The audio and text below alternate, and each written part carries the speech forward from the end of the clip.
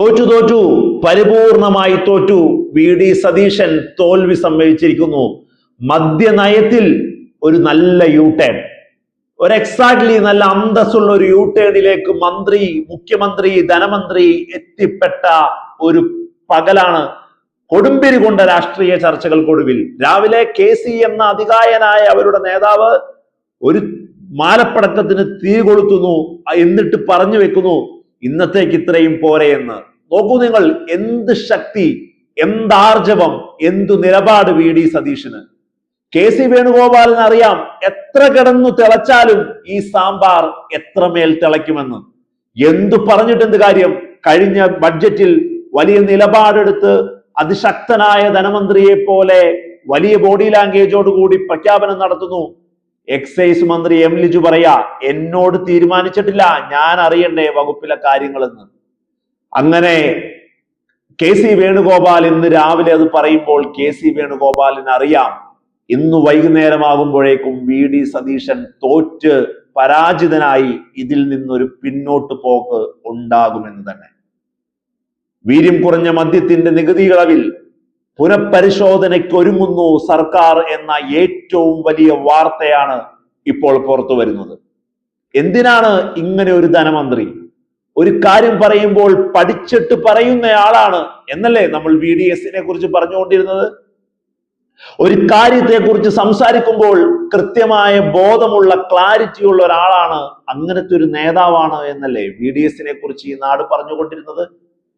ചിരിക്കുന്ന ഒരു മന്ത്രിയായി മാത്രം നിന്നിട്ട് എന്ത് കാര്യം? സ്വന്തം പാർട്ടിയിൽ നിന്നുള്ള കുത്തുകൊണ്ട് 2 ദിവസം കൊണ്ട് ആദ്യ ബഡ്ജറ്റിലെ ഏറ്റവും വലിയ ഡിസ്കസിംഗ് പോയിന്റായി മാറിയ കാര്യത്തിൽ തോറ്റു തുന്നമ്പാടി പുറകോട്ട് പോകുന്നു എന്നുള്ളത് നിങ്ങൾ എഴുതി വെച്ചോളൂ.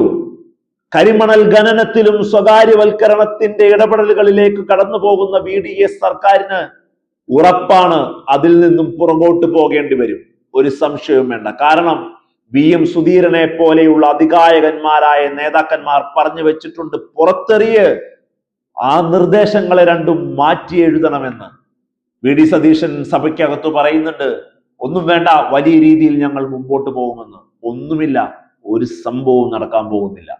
ഇവിടത്തെ നേതാക്കന്മാർ പറയും, ഇവിടത്തെ ഗ്രൂപ്പ് സമവാക്യങ്ങളിൽ കിടന്നുഴലുന്ന കോൺഗ്രസ് പറയും, ഇവിടത്തെ ജാതി സമവാക്യങ്ങളിൽ കിടന്ന് കറങ്ങുന്ന കോൺഗ്രസ് പറയും, ഇവിടെ ലീഗ് പറയും, ഇവിടെ ഒറ്റ വോട്ടിന് ജയിച്ച MLA ഉണ്ടെങ്കിൽ അവരും പറയും. എല്ലാവരുടെയും വർത്തമാനങ്ങൾ കൃത്യമായി ഇൻഫ്ലുവൻസ് ചെയ്യാൻ പറ്റുന്ന രീതിയിൽ ഉണ്ടാക്കിയെടുത്തതാണ് ആ മന്ത്രി കസേര, ആ മുഖ്യമന്ത്രി കസേര. ഒരു പവർ ഇല്ലാത്ത മുഖ്യമന്ത്രി കസേര.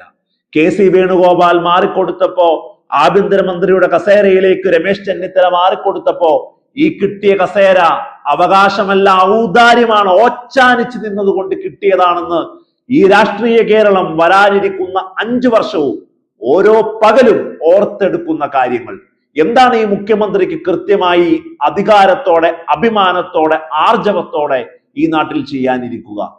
ഒരു കാര്യവും ചെയ്യാൻ സാധിക്കുന്നില്ല എന്നുള്ളതിന്റെ ഒന്നാമത്തെ തെളിവ് ദാ പിടിച്ചോ. എഴുതി വെച്ച ബഡ്ജറ്റ് ഡോക്യുമെന്റിലെ ഏറ്റവും വലിയ ഡിസ്കസിംഗ് ആയി ഈ നാട് കൊണ്ടുപോയ മദ്യനികുതിയിലെ ഇളവിൽ നിന്ന് പുറകോട്ട് യൂടേൺ, VDSന്റെ ആദ്യ പുറം പിന്നോട്ട് പോക്ക്.